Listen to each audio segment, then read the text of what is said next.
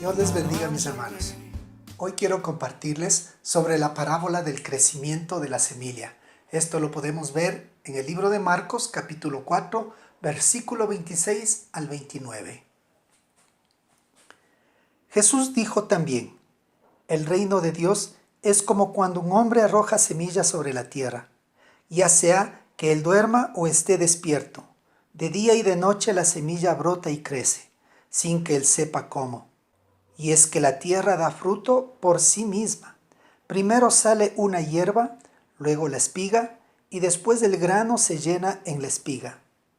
Y cuando el grano madura, enseguida se mete la hoz, porque ya es tiempo de cosechar. Nuevamente, Marcos nos muestra a Jesús frente a la multitud a la orilla del mar.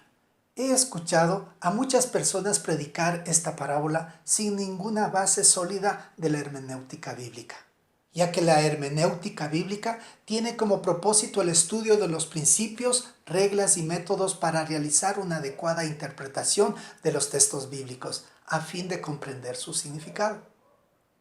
Han reinterpretado esta enseñanza diciendo que Cristo es el que siembra. La cosecha es el día de juicio. El dormir y levantarse simbolizan la muerte y resurrección de Jesús.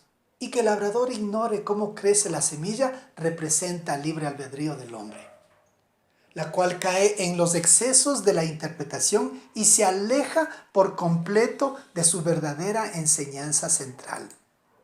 Esta parábola tiene como propósito enseñarnos acerca de la paciencia. Ese es su objetivo primordial. De hecho, hay quienes han rebautizado esta parábola con el nombre de la parábola del sembrador paciente, lo cual expresa su entendimiento de este texto. En pocas palabras, podemos encontrar que la enseñanza central de esta parábola es que Dios lo que empieza, lo termina. No deja nada a medias. El primer elemento de esta enseñanza es el reino de Dios y se refiere a la soberanía total de Dios en todos los aspectos de su creación. El segundo elemento es el hombre que arroja la semilla sobre la tierra. Es cualquiera que predica la palabra de Dios, es decir, el verdadero evangelio. Aquí podemos ser cualquiera de nosotros. El tercer elemento es la tierra. Como ya lo entendimos en la parábola del sembrador, es la actitud por la cual recibimos el mensaje.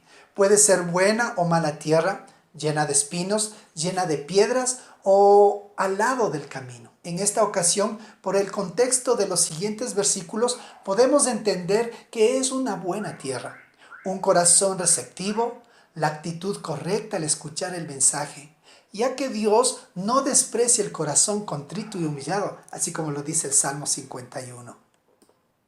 En el cuarto elemento, lo siguiente que podemos entender por medio de esta parábola es que la participación del sembrador se vuelve insignificante. En el crecimiento de la semilla es Dios y solo Dios es quien da el crecimiento.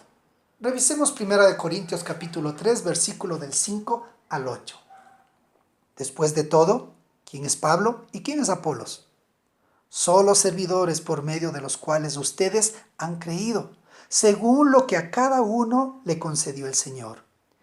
Yo sembré y Apolos regó, pero el crecimiento lo ha dado Dios. Así que ni el que siembra ni el que riega son algo, sino Dios que da el crecimiento.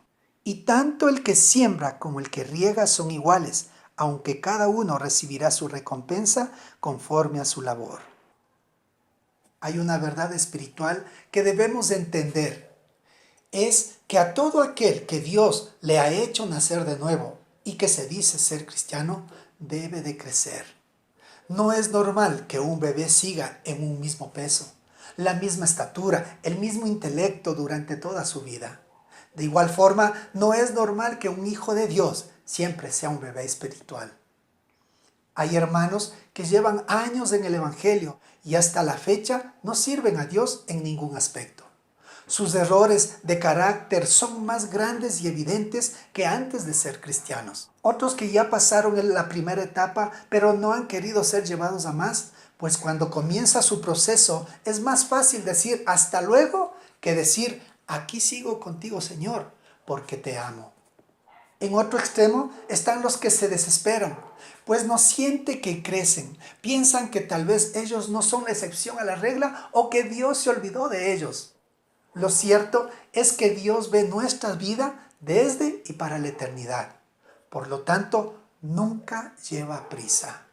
Recuerden, mis hermanos, no hay atajos para llegar a ser maduros espiritualmente. Una fruta cortada antes de tiempo, o sea, inmadura, jamás tendrá el sabor y la calidad de una fruta madura a su tiempo. Mientras a nosotros nos importa la rapidez con la que crezcamos, a Dios no le interesa la fortaleza con la que le hacemos.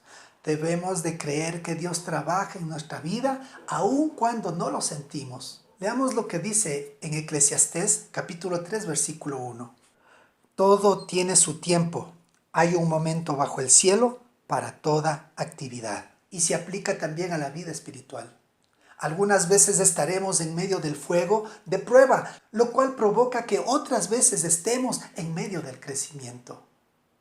No debemos desanimarnos, debemos ser pacientes con los tiempos de Dios y con nosotros mismos. La Biblia está repleta de ejemplos de cómo Dios usa procesos largos para formar el carácter. Noé trabajó el arca cerca de 100 años. Abraham esperó por el hijo de la promesa 25 años. Moisés duró 40 años en el desierto. Y aún los apóstoles caminaron junto a Jesús y aún así en casi 3 años y medio no habían madurado lo suficiente. Contrario a lo que es popular, hoy en día no hay pasos fáciles, ni secretos o aceleramientos hacia la madurez espiritual. Cuando Dios hace crecer un hongo, lo hace de la noche a la mañana. Santiago capítulo 1, versículo 4 dice, pero procuren que la paciencia complete su obra, para que sean perfectos y cabales, sin que les falte nada. Dios indudablemente está trabajando en nosotros para nuestra madurez y crecimiento, solo que muchas de las veces no nos damos cuenta. La palabra de Dios que ha sido sembrada en nuestros corazones es efectiva y trabaja en una forma automática por sí misma. Miremos lo que dice Isaías 55, capítulo 11. Así también mi palabra, cuando sale de mi boca, no vuelve a mí vacía, sino que hace todo lo que yo quiero y tiene éxito en todo aquello para la cual la envié. También revisemos Hebreos 4:12. La palabra de Dios es viva y eficaz, y más cortante que las espadas de 2 filos, pues penetra hasta partir el alma y el espíritu, las coyunturas y los tuétanos, y discierne los pensamientos y las intenciones del corazón. El problema es que muchas veces pensamos que debería ser algo tipo místico, mágico, que con una super oración todo va a cambiar en nuestras vidas. Nada más lejos de la realidad. Esa no es la manera de actuar de Dios. Él muchas veces nos hace crecer por medio de los problemas que tenemos en nuestras vidas. Dios tiene un propósito detrás de cada problema. Lo maravilloso de esta situación es que Dios usa esos problemas para que nosotros nos acerquemos más a Él. Pero recordemos que la gran mayoría de los problemas es a veces consecuencia de nuestras decisiones. Los días en que más profunda e íntimamente adoramos a Dios son cuando más problemas tenemos. Es durante el sufrimiento que aprendemos a orar con más intensidad. Cuando nos sentimos solos, abandonados, cuando nuestro corazón está más que quebrantado, dejamos de lado las oraciones superficiales y nos vaciamos por completo a Dios. Los problemas nos hacen regresar a ver a Cristo y depender de Él en lugar de nuestras capacidades. La formación del carácter va a llevar tiempo. Y es por eso que cuando nos salimos del proceso, cuando damos pasos hacia atrás, cuando tiramos la toalla, solo es para que pasemos una clase peor del dolor, ese dolor inservible. Cuando comencemos a entender las verdades eternas y la perfecta soberanía de Dios en todos nuestros asuntos, dejaremos de orar para que Dios cambie su voluntad y comenzaremos a orar para descansar en su perfecta voluntad. ¿Deseas crecer o seguir siendo el mismo niño espiritual toda la vida? ¿Con qué actitud enfrentaremos los problemas diarios de la vida? Dios es un Dios de orden y siempre trabaja en procesos. Lo que vemos en esta parábola, en el versículo 28, primero es la hierba, después es la espiga y por último el grano llenó en la espiga. Esto nos habla acerca de que hay diferentes grados de madurez entre los cristianos de la iglesia. Y como ya vimos, no podemos pedirles a los que son tallo que den fruto, como tampoco podemos ser grano lleno y seguir sin dar fruto.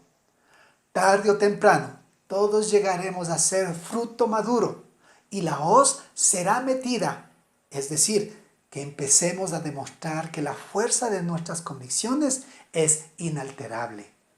Retomando el propósito de esta parábola, podemos ver que la paciencia en el proceso de crecimiento es indispensable. Es parte del fruto del Espíritu que describe el apóstol Pablo en Gálatas 5:22, donde dice que el fruto del Espíritu es amor, gozo, paz, paciencia, benignidad, bondad, fe. Y es un llamado a todos aquellos que somos hijos e hijas de Dios, según Santiago 5:7. Pero ustedes, hermanos, tengan paciencia hasta la venida del Señor. Fíjense en el labrador, cómo espera el preciado fruto de la tierra y cómo aguarda con paciencia a que lleguen las lluvias tempranas y tardías. El reino de Dios crece como las semillas en secreto, sin que el hombre sepa cómo, pero manifestando su poder, hasta el día determinado por el Señor para recoger el fruto y manifestar su gloria. Gocémonos entonces en la gracia de Dios de ser parte de ese reino y pidamos poder experimentar cada día ese crecimiento en la gracia y conocimiento del Señor hasta que Él venga. Amén. Vamos a orar. Señor Jesucristo, que dijiste, aprendan de mí que soy paciente y humilde de corazón. Concédenos la paciencia suficiente para soportar las largas esperas, para adaptarnos a los imprevistos y poder convivir con nuestros límites. Amado Cristo Jesús, concédenos la paciencia necesaria para dialogar con quien es insensible, para perseverar ante las frustraciones, para afrontar la adversidad, para creer en tu palabra. Amado Señor Jesucristo, concédenos la paciencia indispensable para apreciar las cosas sencillas, para asumir el desafío de cada día, para poseer un corazón servicial y para confiar en tu providencia. Gracias te damos, amado Cristo Jesús. Amén. El sordo y el ciego ven cadenas rotas por su poder. Alcemos juntos